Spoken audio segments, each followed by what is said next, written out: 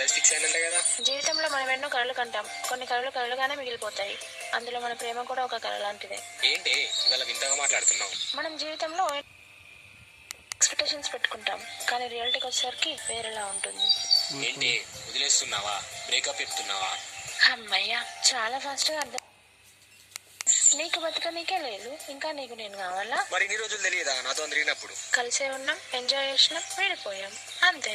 నువ్వు విడిపోదామంటే ప్రాణం పోతున్నట్టుంది. జీవితాంతంలో నా పక్కన ఉండాలి ఉంచుకున్నా, నువ్వు ఇంకోలా ఉంచుకున్నావు. చాలు, ఇక స్టాప్. సరిపోయింది. ఇప్పుడు ఎవరి దారి వాళ్ళదే. Good bye. ఇంకోసారి కలవడానికి అస్సలు ట్రై చేయకు.